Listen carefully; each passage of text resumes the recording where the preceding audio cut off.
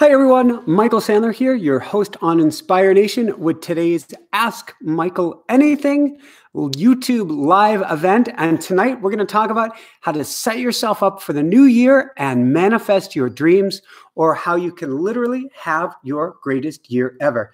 Now, the timing is interesting for this, and the timing is interesting when it comes to thinking about the new year, because we're still thinking about Christmas, the holidays, what we need to buy, what we need to purchase. But it is actually the perfect time to give ourselves the greatest gift of a new year ahead by taking just a little bit of time for ourselves. Now, I'm not specifically talking about dropping everything right now, dropping the Christmas shopping and saying, all right, self, what kind of time do you need? Although that's not necessarily a bad idea. But what I'm talking about is planning ahead and finding ways to take pauses over the next couple weeks to step back in your life. So for Jessica and myself, what does that mean? It means we are literally going to do, this is going to sound sacrilege, we are going to take 9 or 10 days off. We are going to step back entirely from the show. We'll still be airing things on YouTube. We'll still be airing things on iTunes, but we're not going to be in the content creation mode for just a little time, so that we can literally pause and step back and get kind of a big picture idea on life. Now, we tried to do this last year, and we said right before the New Year's, we said, let's step back and see how things go and really get on our business rather than in our business. Funny thing happened. Jessica turned to me, something about the automatic writing program was mentioned. And the next thing you know, we were building our automatic writing program over our brief New Year's break. It was brilliant in that the program turned out great. We launched it to the world. We're so proud of it, and it's been so helpful for people. You can find it at inspirenationuniversity.com. Jessica's not here in full capacity tonight, so I'm going to be trying to put links down a little bit later.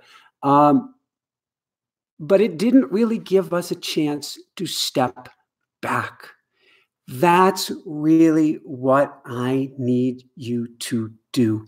If you want to have your greatest year ever, then you can't come into it spun from the holidays or spun from the year that's gone by. Instead, you need to put a pause before you start the new year. In essence, think of it this way. It's the pause between the notes that makes the music. It's the pause between the years that allows you to springboard ahead. So now, I'm not a big fan of the B word or of getting bored, even though in a sense, that's what I'd like us to do and I'd like you to do for this time coming up ahead. Since I'm not a fan of the B word or saying bored, because I feel like when you say that, you need to duck and cover, because the universe will provide you with something to be not bored about. Instead, I like to say, let's get lost for the new year. I really want you to end the year doing nothing, or what I call getting lost to find yourself. Get lost to find yourself. What's that mean? Of course, it can mean going out in the woods. It can mean pausing. It can mean hanging out on the couch with the TV off. It can mean going out for a road trip, but with no destination in mind. Just going out to clear the mind and to be with yourself. In essence, for myself, I want to wander. I want to meander. I want to be like a stream and see where life takes me. That's what I'm recommending for you too. So what this literally means, because what we want is the space for ideas to chase us down. If we're like this before the holidays, if we're like this before the new year, there's no way the ideas can come to us. If instead we're open, we've given it space, then the universe can come and plant a brilliant idea for the new year in our hands. How do we do this? Make time and schedule it. You literally, but it's the holidays, Michael. I want to be free. I don't want to schedule anything. Well, I want you to schedule your not anything. Schedule it in, because if not, and this goes for me as much as anybody else, if not, you will find things to occupy that space. So the first thing I did after I created this 9 days of space is I said, hey, wait, I can go empty my storage unit in California. I can spend 4 or 5 days out there. I can get it taken care of. And there would go that time. So instead, I need you to block it out in your calendar and then guard it with your life. Give yourself that breathing room. On top of breathing room, I want to let you in on a little secret. We've all taken some substantial licks, large or small, during the year. We feel wounded, we feel injured, we feel overwhelmed. I guess I'm speaking for myself. I'm speaking for all of us.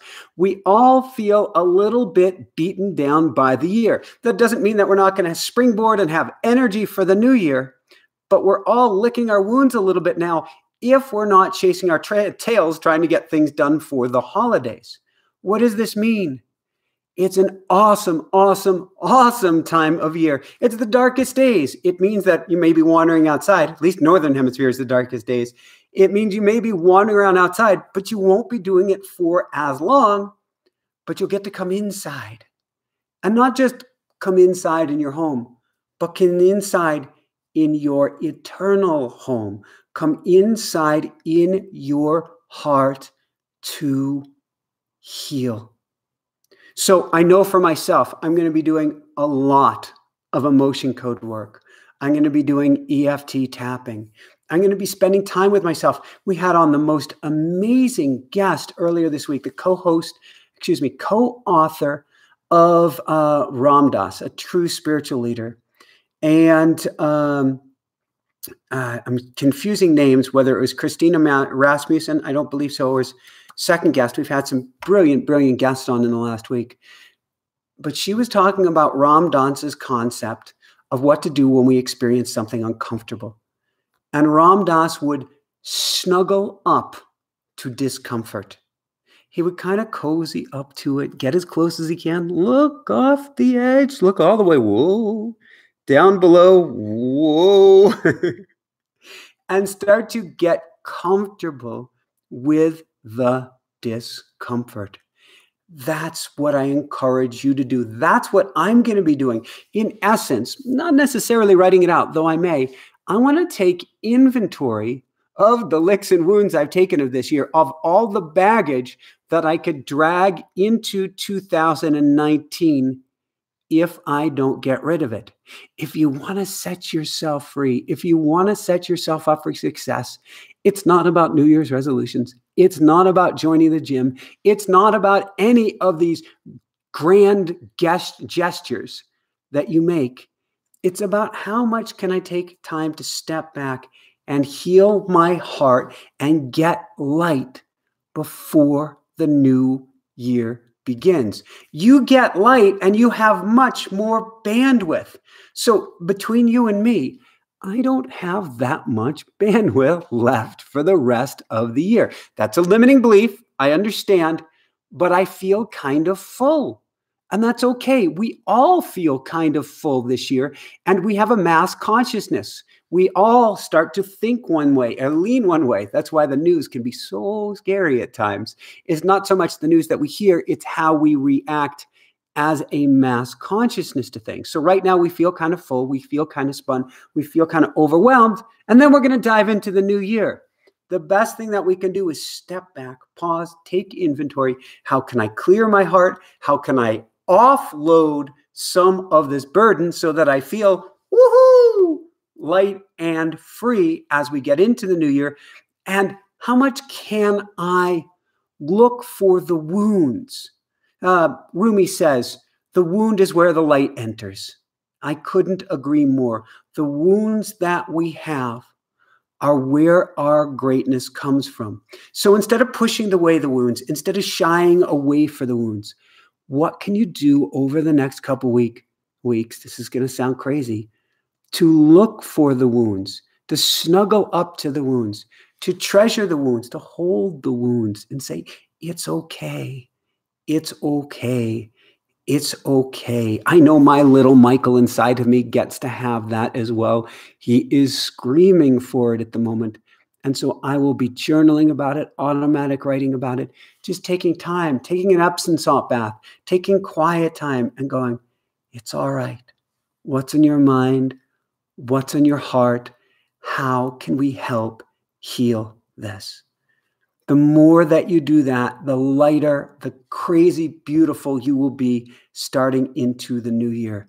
In addition, I want you to step back. This is one of my favorite terms. I can remember I had a girlfriend years ago. She hated it when I said this term. It was, maybe it was the beginning of the end. I was starting to make a spiritual shift. I was starting to go from the role of Michael in Michael's life to a little bit more of Michael observing Michael's life. The more you can get into that role of the observer, the more magical life becomes. In this case, what I want you to do is step back from 2018. Take inventory. How did I get where I am? What's the year been like? What have been the ups? What have been the downs? What have been the healings? Of course, what have been the wounds? Where did I start this crazy, beautiful year? And how far have I come? For Jessica and myself, last year, wow, can't believe it's been a year. We were on Emerald Isle, North Carolina, and we were in the most beautiful little home surrounded by, I guess, 270 degrees by water. After the hurricanes, it's 360 for a little while. It's doing much better now. But we were living on a tropical paradise in the winter, kind of freezing cold. Everything was frozen over. It was kind of lonely and desolate, a beautiful, beautiful place. But we had this pining, this calling, this longing to get out to Colorado, to get to the mountains. And we felt like the next stage of our lives would occur once we got to Colorado. And so we envisioned this. We talked about this. We dreamed about this. We set Jessica to come out and visit Colorado. We mind mapped about it. I'll talk about that more in another minute here. And now, well, what's happened in 2018? Jessica visited in March, Colorado. She visited it in April to Colorado. We moved beginning of May to Colorado. We're in $1.5 million dream home out here that is just crazy beautiful. This cabin up in the hills with this tremendous view down below us. And our lives have taken off this year. And no small part by the prep work we began at the beginning of the year and the dream work that I'm encouraging you to do now. So take inventory of the year behind, of how far you've come. And no matter what, this is one of the interesting things. And I've experienced this with a lot of my coaching clients lately. Something goes, quote, wrong. And I don't believe there is wrong. Wrong may be pointing out areas that we get to work on. But wrong is really beautiful gift. I put that in my little air quotes there. Wrong. But if something goes, air quote, wrong, we think that everything's gone wrong, that the year is awful, that nothing has worked out, that I am in the same place that I was in the beginning of the year and nothing at all has changed. The truth of the matter is nothing could be further from the truth. You couldn't be the same person you were at the start of the year because you had 365 days worth of experiences. You've grown, you've evolved, you may have taken your licks, but you've also learned some tremendous things from it as well. Now, ego tells us if you trip and fall in this moment, then everything good that you've done is completely gone, negated. It's just not possible. You've learned too much. You've come too far. So I want you to look at all the greatness that's taken place in your life. Yes, I'm talking to you. There is greatness that's taken place in your life. I want you to write that down. I want you to get that down. I want you to treasure and love yourself up, even if, maybe it's especially if, you've just hung in there. Now, from here, I want you to ask yourself, I want you to dream, where do you want to go for the next year? It can mean meandering conversations. It can mean starting sentences with, I dream of. For this next year, I dream of. For 2019, I dream of. Get out a dream journal and write, I dream of X for 2019. I dream of a new home for 2019. I dream of a new car for 2019. I dream of growing closer to consciousness, to source, to spirituality in 2019. I dream of my new skis in 2019. Whatever it is for you, greater health, greater abundance, closer family, loving yourself up more. Use the words I dream of. It's incredibly powerful, and I believe brings in the help of angels, guides, God, universe, source, giant cheeseburger in the sky, whatever we want to call it. It brings that help in because when we're in that place of dream, we're in a heavenly state of energy. And I use that word heavenly for a reason. Heaven truly can be here on earth if we put ourselves in the energy of our dreams. Now, I'm not such a big fan of, I want this, I want that, I want the other thing. You can say that. There's no harm in it. But there's a greater energy of, I dream of a magical year. I dream of greater success in this year. I dream of being loved or more loved in this new year. I see Lisa Marie just wrote giant cheeseburger in the sky. That's my way of saying you can't name source. It's anything. It's everything. It's whatever we want to call it, all inclusive even of the giant cheeseburger in the sky. I dream of peace. Martin Luther King. What did he dream of? What can we dream of in this new year ahead? Step back. Write. Journal, automatic writing, get out a giant blank piece of paper, put a circle in the middle, say 2019, and then write one branch out, like health, another branch, home, another branch, job, another branch, family, or love, another branch, maybe your pets, another branch, this vacation that you wanted. Whatever it is, make this map on this piece of paper, and better than even writing out new home, draw. There's my roof. There's the house. There's the foundation. There's the pond. There's the little path leading to the woods. Draw it out and really dream and envision your dreams. Now, I am a big fan of vision boards. If you do a couple key steps with that vision board, and I love it, and I think they're really, really cool, really fun when we crack ours out from Maui, the things that we've seen come true, such as our mountain home, it's like, woohoo! We put this home literally on our vision board 5, 6, 7 years ago. The thing with the vision board is they need to be coupled with two powerful steps. One, stepping forward. I call this this world a two-step dance. We can dream anything we want, but if we don't step forward to it, not much happens. The second thing is view your vision board often. Now, Napoleon Hill would say you write out your statement and you keep it in your pocket like a 3x5 card and read it many times of the day. I believe actually in rewriting it many times of the day. But your vision board, you want to take like 5 minutes a day or 5 minutes every few days. Burn it into your mind. Be with it. Dream about it. Get excited about it. I can see myself racing and running on one years ago. I can't believe right now I am probably the strongest uphill, downhill runner with snowshoes right now that I have ever been in my life. I put that on my vision board. Oh my God, in like 2004, I think it was, maybe 2006 at the latest. So almost a decade and a half later, but I burned it into my mind. Burn it into your mind, view it frequently, and step forward. It's so, so critically important. You can also have a mission statement and a theme for 2019. Now, and I'm getting distracted by the chat window here. There's some big talk going on here, so I'm going to try to stay focused with everybody here. I am not a New Year's resolution kind of guy. I think grand gestures are beautiful, but are often, not always, often doomed to failure because they don't have the energy or the why behind them.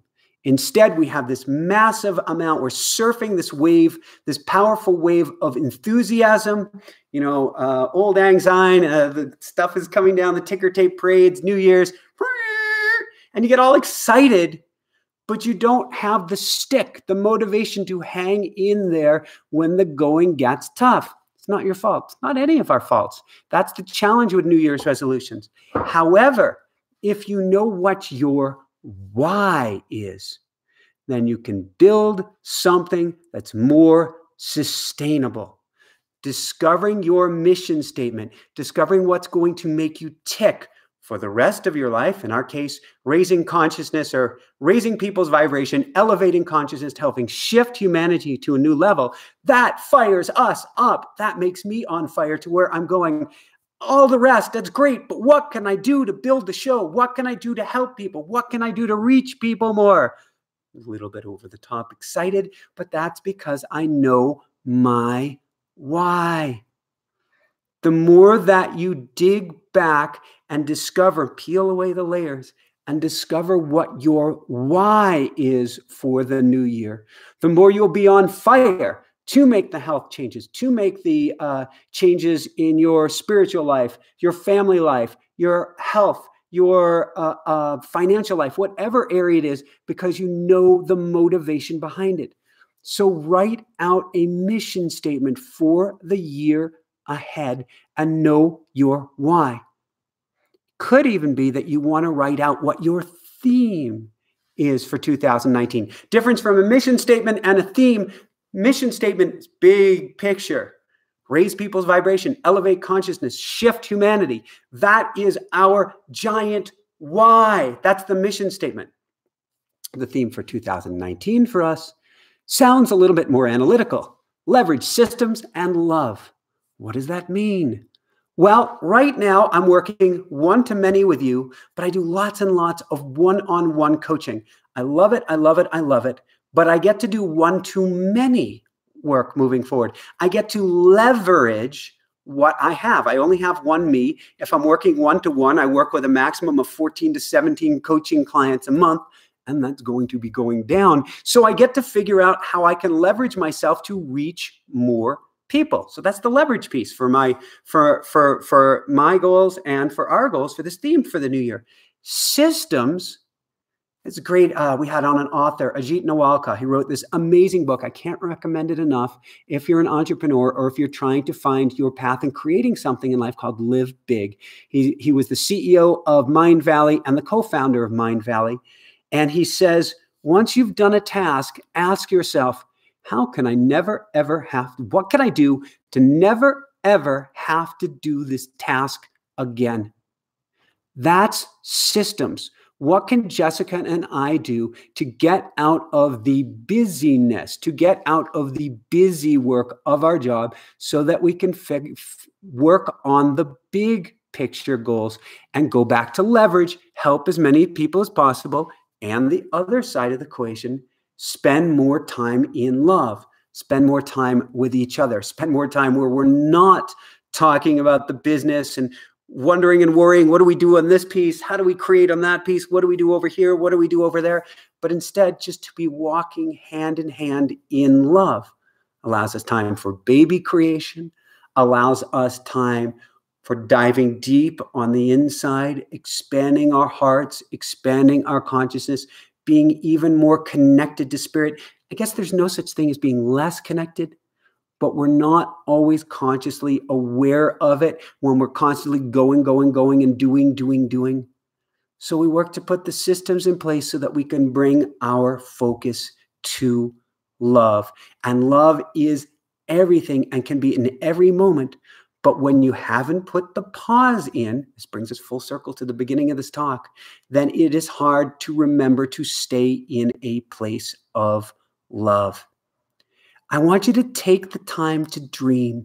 I want you to get out in the woods, dream, get out in the woods, get lost. And each night, I want you to take time to Plant the seeds for your future. What does this mean? Well, we can call it hypnagogic work on the other side of the veil, becoming an alchemist, all of these technical terms. But what I'd really like you to do is just go to bed, which is enough, and get to bed early if you can, which also is enough. But instead of saying, how am I going to pay this bill? What am I going to do about this? How am I going to respond to this email? Instead, how would I like to see 2019 go? What would I like to see happen? How would I like to feel? What would be the most fun and exciting thing that would just make me over the top ecstatic if I do that in the new year? Dream of your new year when you go to sleep. As Jen Sincero would say, big, fat, hairy dreams. Dreams so big they scare you. I have dreams so big they really scare me. I get to do some tapping on it. But really dream the crazy, biggest, most beautiful things as you go to sleep and brainstorm, or what I call heart feel. I got to come up with a better term. Heart storm doesn't really work for it. So I call it heart feel. It doesn't kind of have that kick to it of brainstorm, but brainstorm. We'll call it brainstorm what you'd like the new year to look and feel like. You do that when you go to sleep and your subconscious mind goes to work to help bring it about. On top of that, if you have a spouse, a partner, a loved one, a child, even a dog or a kitty cat, have conversations with them about the new year. Go hand in hand or hand in paw and talk about what you envision, what you dream, what you hope for. Don't forget to keep the hugs in there. And I owe Jessica probably a good dozen hugs after this. But take the time to hug, hold each other, and talk about what you'd like to see together, what you'd like to dream about together, envision together, and manifest or attract together in the new year. Hugely, hugely, hugely powerful, positive bonding experience. And then I want you to love yourself up like there's no tomorrow for the holidays. It's an exceptionally intense time of year, even for the most centered of us. So love yourself up. Love yourself up like you've never loved yourself up before. And then love yourself up some more. If you find big wounds from the past year, don't get down on yourself. Don't pick on yourself. Don't say, oh, how am I here again? Why haven't I come any further than this? Don't throw salt in that wound. Love yourself up. Oh, there's a wound. It's okay. It's okay. It's okay. This time of year, I'm going to work on that. I'm going to work on my inner child. I'm going to love myself up, not despite the wounds, but even because of it. Yes, it's a time of shopping and sales. Hopefully not putting yourself in debt. But rather than focusing on the shopping and going for the sales, see what you can do on the inner sales.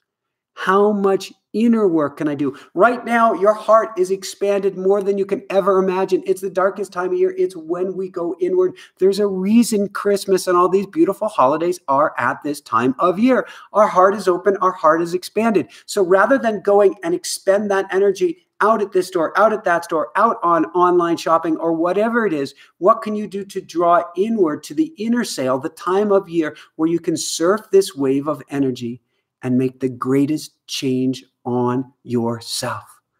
Or bringing it in completely full circle to wrap this up.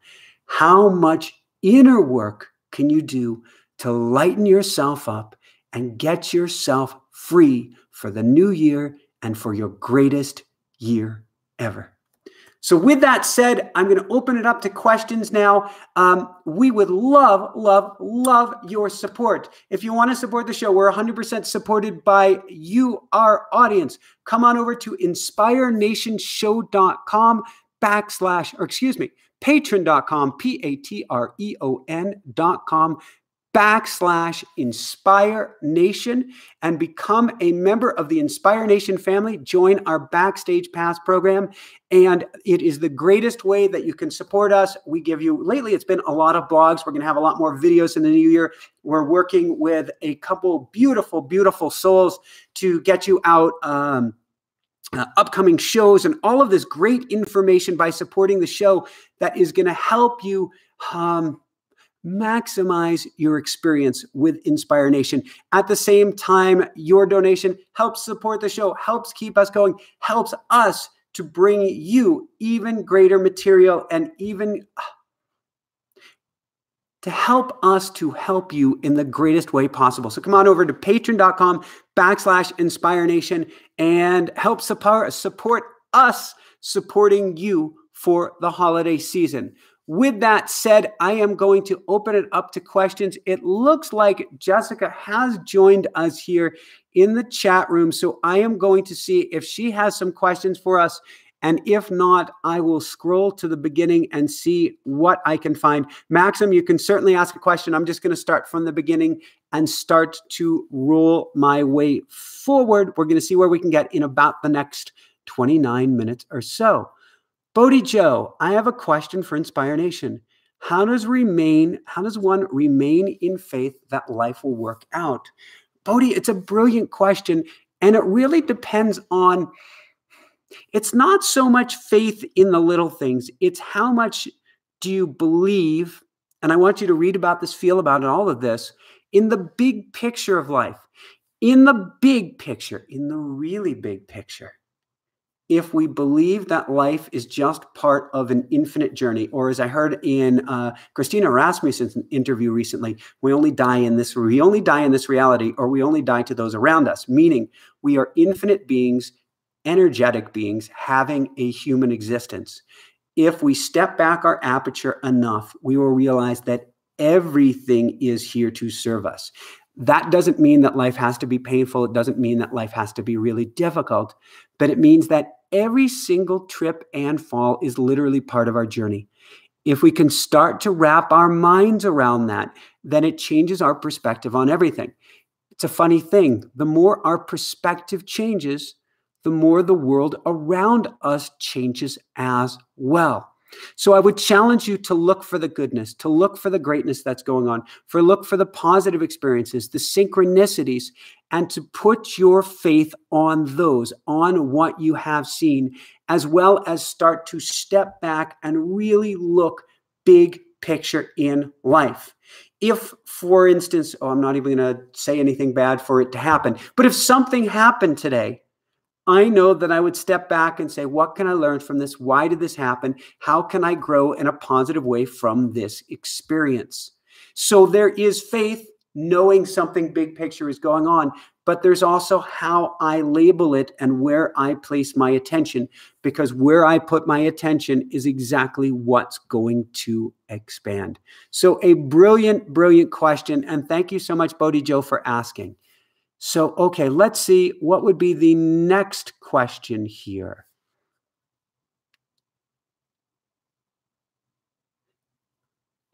Where did it go here? If you're in a financial position that you feel holds you back from really what you want to do in life. Actually, I guess that's the second part of Bodhi Joe's question, but let's address that, because I think we've well, I can't speak for all of us. Most of us have been in a position where we feel that our financial position holds us back. I often share of our story, how we got kind of squashed on Maui. We ended up living with Jessica's parents for a few years. And I remember going back to New Jersey from Maui, living in paradise to living in New Jersey. Nothing against New Jersey, but I liked paradise. I'll put that in quotes. And going anywhere but New Jersey, anywhere, anywhere, anywhere. But the truth of the matter is, being in her childhood bedroom, not even literally having a car for several months. We owned a car, but we couldn't even get it registered at the time. There was a lot of bureaucratic hoops when we came back from Maui. And then being gifted with a car, oh my God, did I cry. That time, carless, in her bedroom, 2 mattresses on the floor is where we slept, was not just part of our journey, it was essential. So one could say, and it's all about perspective, why did this happen? Why did we get flattened? This is not where I want to be. This is not what I want to do. How could I be in this financial position? Instead, we could understand on some level, this reset button was essential for us. Being in New Jersey isn't where we both wanted to be. We both wanted to be in the mountains or by the ocean. That came over time. But that financial position was actually essential for our growth. And I don't think, other than this 7-month period in Colorado, I don't think I've ever experienced as much positive growth in my life. And I can't quite speak for Jessica. She may agree with me. As much positive growth in my life than I did when I was leveled financially and scraping to get by. I'm not recommending it. I'm not willing it on anybody or wishing it on anybody. But there's always much more going on behind the scenes than meets the eye. And if you can appreciate it for what it is, universe kind of put shackles on my feet or something to slow me down for some reason, you'll realize that it just may be giving you a running start for something even greater. All right, now let's go from Bodhi Joe. Let's go to our next question here. And let's see what is next. Misha, what can I do about friends who are envious of my success? Misha, love them up like there's no tomorrow. And you get to decide how much time you want to spend with them. We are our environment, Misha. This isn't just the home that we live in, where we work, the condition of our bedroom, our office, but it's also how we budget our time, how we set up our day. I call that the temporal environment. And it's the environment of our friends around us as well. If your friends are not loving and supportive of where you are, then you want to gently step back a little more, step back a little bit more, step back a little bit more. And over time, attract in new friends who love you for who you are, for who help support you on your journey, and who may be on the same journey, even a few steps ahead of you as well. I love what Kamal Ravikant, author of a brilliant book, Love Yourself Like Your Life Depends on It. He's a Silicon Valley VCer, very successful. And he says, if you want to become fit, surround yourself with outrageously fit people. If you want to become successful, surround yourself with outrageously successful people. We are not just who the 5 or 7 top people are who are around us, but who their top 5 or 7 people are who are around them as well. Which means who we surround ourselves with matters. Not from a stuck-up perspective, not from a distancing yourself and you've forgotten the little guy's perspective. There are no little guys. There's no such thing. But surrounding yourself with the positive energy that will help you to grow and to evolve and to reach your true potential. Love them up like there's no tomorrow. Listen to them if that's what you need, if that's what you feel they need. But then make sure that you surround yourself with people who are loving and supportive of you. All right, what's the next question that we have here? Okay, we've got Misha, Bobby Rudolph. Michael is not from New York. Why do you ask? I'm not sure about this question. Okay. How do you stay and remain in faith of your vision board? Your vision board is a toy. It's the most beautiful toy. It's not meant, you don't have to worry about having faith with your vision board. Play with your vision board. Cut things out of magazines. I know that's real old school. Print things off of the computer. Just have fun with this. This puts you in the most amazing energy. It's the energy that we're having faith to. The vision board is just a tool to bring out that energy, a tool to bring out focus in us for what we want ahead. So it can be a vision board. It can be a collage. You can literally carve things out of clay. You can make a mock-up model. It's all about creating that vision and having the energy behind it. So if the vision board doesn't work for you, find something else that does. Or if it is a vision board, really play and get creative. When you're creative, you are inspired and you're in spirit. That's where all the creation takes place. We've forgotten ever since we were kids how to play. When we were kids, we had little tea parties, or we played as superheroes, or we played, fireman or cops and robbers or this or that. And we were in this dream state, which helped create, which helped bring us about. We've all known kids who've said, I'm going to be a doctor. And they played a doctor as a kid and they became a doctor. I'm going to become a pilot and they became a pilot. Astronaut. And some of them became astronauts. We've had at least one on our show, or exactly one for that matter. We get back to that state of play, and the vision board can help us to do just that. All right, let's see what we have as the next question here. How do I not be so codependent? Well, the Forge, first thing that you can do is gain even greater awareness. So this was one. I'll have Jessica not listen here. She already knows this. This is one that I really struggled with in my early relationships. I read a lot of books on codependence, helped to a certain extent, and then I began diving in and doing the inner work on myself, realizing it was all about me. Then I learned how to create in a relationship and not get caught in this spiral. And it's still, I believe, even in the healthiest relationships, it's still easy to get caught in a ping pong match or a spiral. He said, she's feeling this, therefore I respond with that. The more that you can gain awareness, the more that you can go to a mindful place, the more that you can step back, watch your energy, become the observer, meditate daily, the more that you gain awareness and therefore control over your emotions in a relationship. When you have greater control over that, you cut the codependent cords. It's awareness, but not just awareness of the two-step dance that you and your partner are doing, but awareness of your inner topography. What's tripwiring me? What are the buttons? What's going on? And how do I take control of how I react? How do I not be so overly giving? The Forge, that question goes along in the same lines. Actually, for that, I'm going to recommend a book. I'm not going to get the author's name, but it is one of our most recent interviews. The book is called Not Nice. And it is a brilliant book on how you can start to find your true, authentic voice without giving your power away. The book is called Not Nice. All right, we'll go on to our next question here.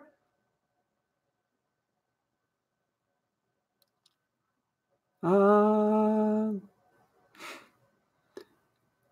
do I know the difference between overly giving and love?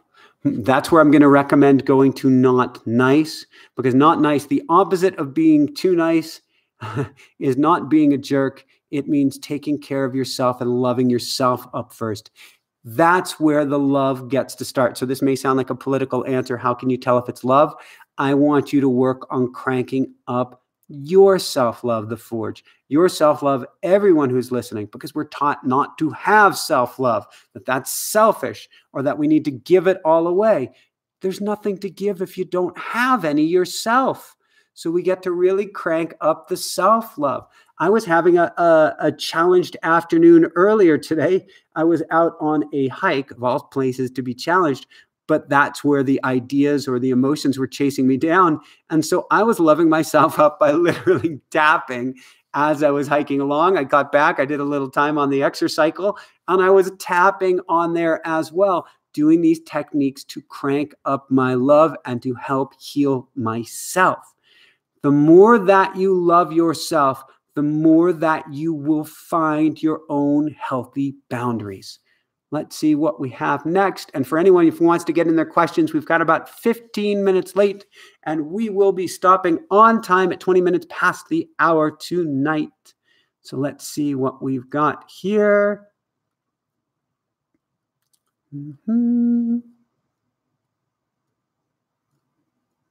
Scrolling. Not Nice by Dr. Aziz. Thank you, thank you, thank you. Michael, are you going to make a vision board? If so, What are you putting on it? I believe this is a question from Jessica. And I would love to make a vision board this year. My idea of a vision board is actually cutting things out of magazine. I'm not sure if I'm going to do that or not.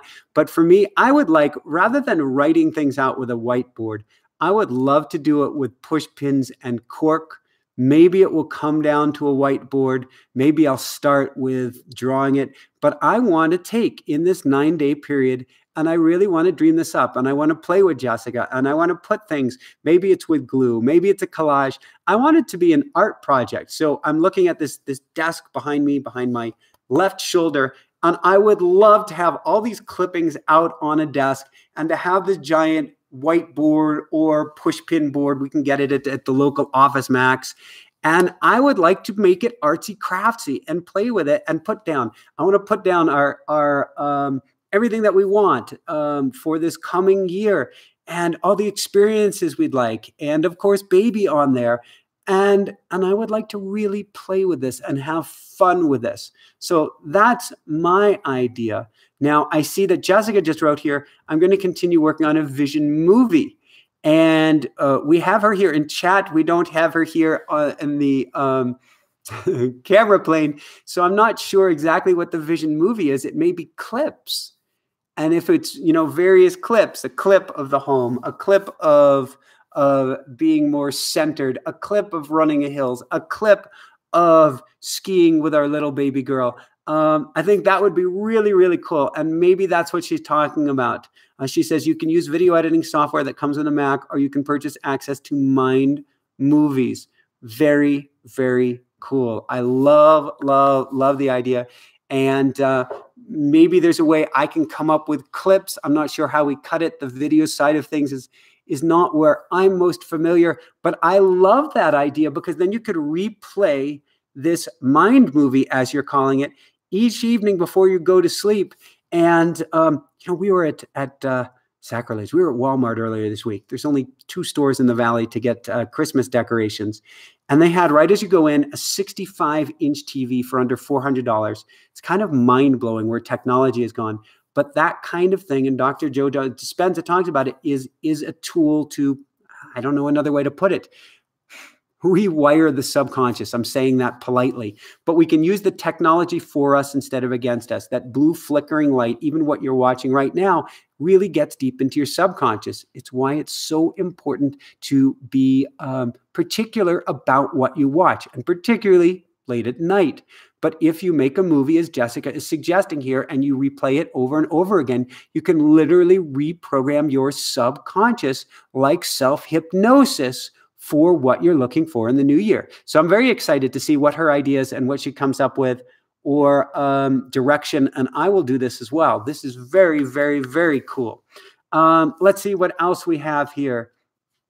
Jessica talks about she's making a video. It includes a clip of being pregnant again, water birth, breastfeeding baby, too much information, maybe. Backpacking with baby, even cycling and skiing with a baby as a toddler. I saw the coolest burly, what do you call it?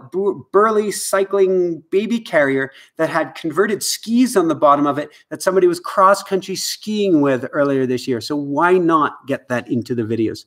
All right, let's see. We've got time for a few more questions. Abby Oti Yaboa. Sometimes during my meditations, I recall past painful experiences. 20 plus years, these things I've forgotten about come up during meditating. What do I do with these memories when they come up? Love them. Abby, love them, love them, love them. It's a part of you. There's nothing wrong with that part of you. There's something that gets to be healed.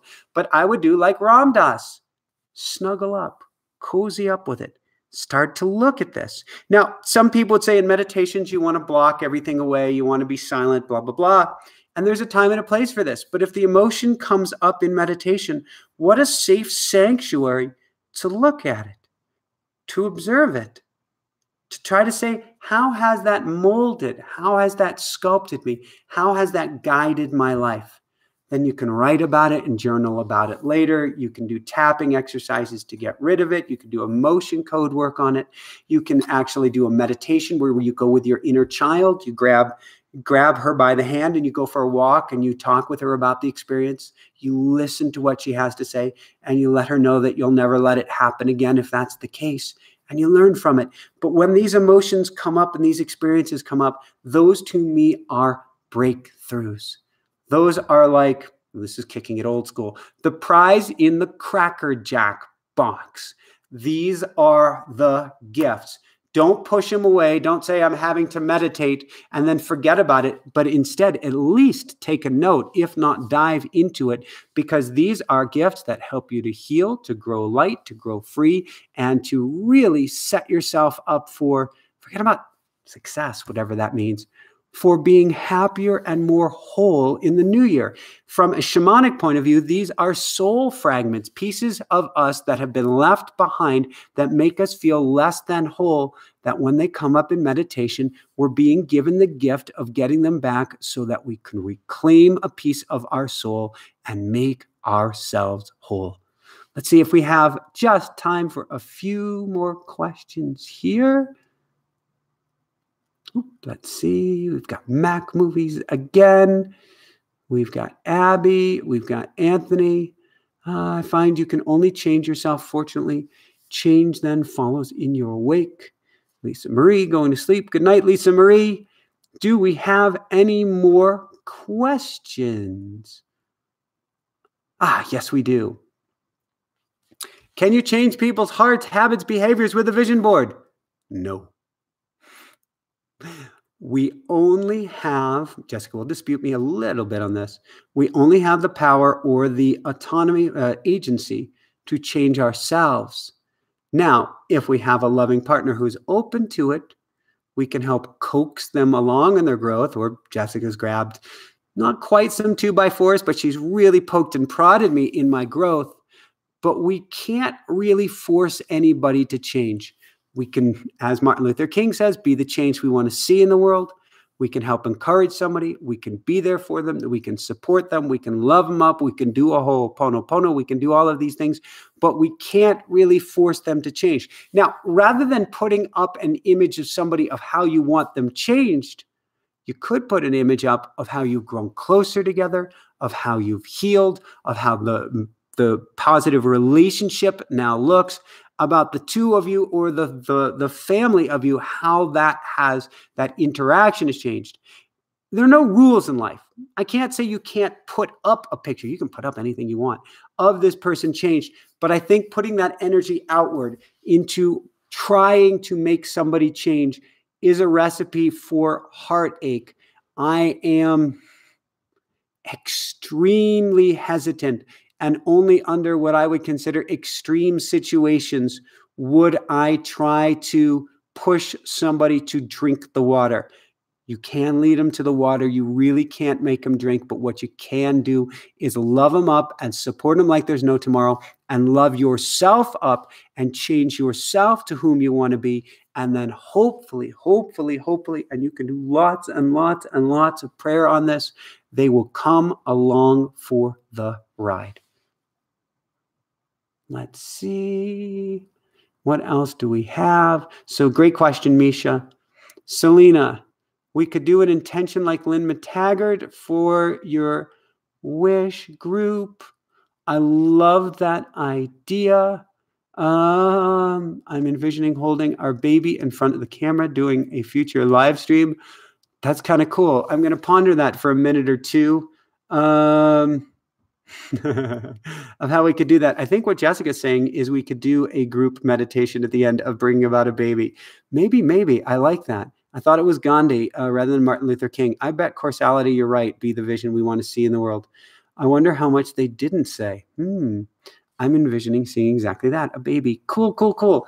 All right, time for probably one, maybe two more questions. Maybe we will do a brief envisioning at that point. Are there any other questions out there? If not, maybe we'll dive into a brief. Lynn McTaggart, she wrote many beautiful books. One of them is The Power of 8, talking about how when you get 8 people together or more, and it's kind of an arbitrary number, but she did scientific tests on that, and you get them to focus on one thing, on praying for one thing. So let's say in this case, it was praying for Jessica and I to have a baby in the new year. And you pray for Michael and Jessica to have a baby in the new year. And the funny thing happens when all of our minds or hearts come together and focus on one thing, we get into this powerful resonant frequency where whatever we're hoping for in our lives, whatever we're desiring, starts to come about as well, even if that's not specifically what the whole group was praying for. So I guess we could do that for about a minute here. If there are no more questions, this is a last call for questions. If not, we are going to do the briefest group intention here. What I'd like you to do, everybody, actually, is I would like you to think of one thing in particular that you would like to intend for yourself in the new year. It can be greater health, greater wealth, happiness, joy, bliss, peace. Just a feeling of it can be a better job, it can be a spouse, a partner, less controlled situation, greater freedom, whatever it is. I want you to think of that one thing. And then what I like to do is, I'm really old school.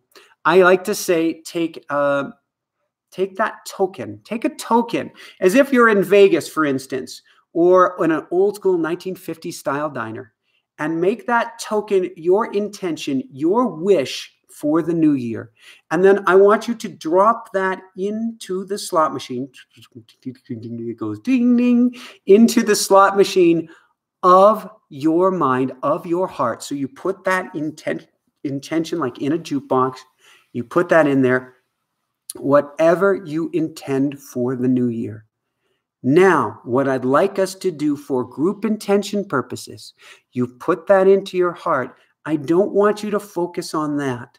I'm going to focus on what Jessica was bringing up, and at least one other person was bringing up here. I want you to focus on imagining Michael and Jessica, me and Jessica, having a beautiful, healthy, happy, bouncing baby girl in the new year. And we're going to breathe in and out and focus on this for just a minute or two. And the crazy beautiful thing is focusing on one thing. It could be focusing on anything, but we'll be a little, quote, selfish here. We'll focus on our little baby girl, Hannah, who we see coming into our lives. Focusing on that gets us all in the same frequency. And the intentions that you have for yourself will help come about as well.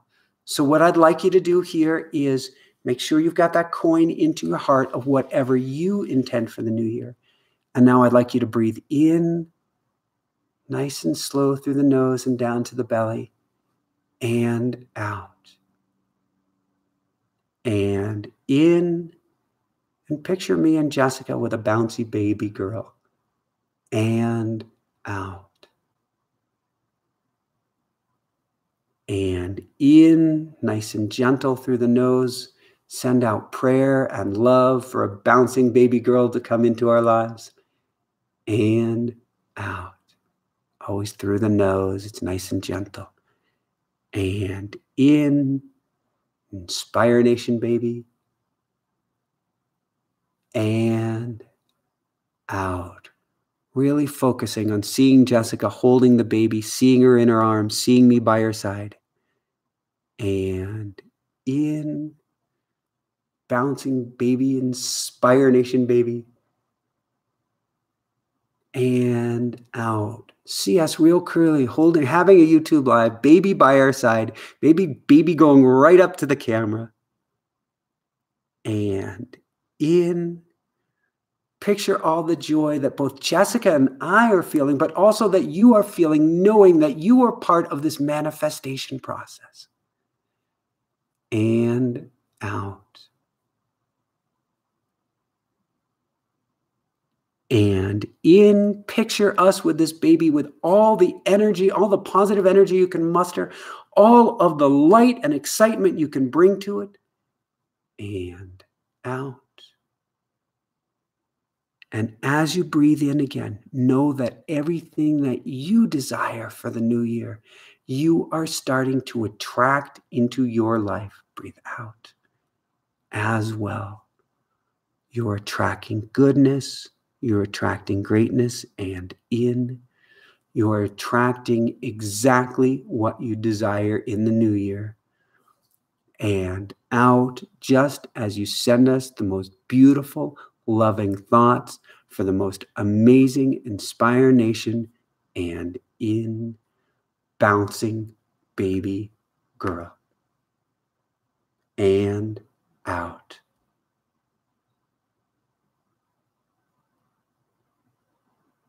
Woohoo! In fact, that's how I want to end things tonight. We got to end things quickly. However, we have a beautiful exercise we like to do at the end of our group coaching courses. And actually, maybe Jessica will put up a link for, I think it'd be at Inspire Nation University. We are going to have our group coaching course beginning of the new year. We've already got 26 people on the waiting list for a 20-person class. If you want to get on the waiting list, you better come on over to inspirenationshow.com really, really quickly. But what I'd like you to do with me, if you would like, is 10 quick woohoos. Then I've got to jump off the line for coaching. If you're ready, here we go. Are you ready? Hopefully you can do this someplace where people aren't going to look at you really strange and funny. I would love you to do this out loud. Woohoo! Woohoo! Woohoo! Woohoo! That's 4. Woohoo! 5. Woohoo! 6. Woohoo! 7. Woohoo! 8. Woohoo! 9. And woohoo! 10. I love you guys so, so much. Both of us do. We will probably not be having class next week as that is Christmas. So we will see you in either 2 or 3 weeks down the road because we are going to take a little break and do exactly what we are recommending for you. So may you have the most beautiful Christmas ahead. May you have the most beautiful New Year's ahead. Take this time, dive in on the inside, love yourself up, and may you have the greatest start to your new greatest year ever.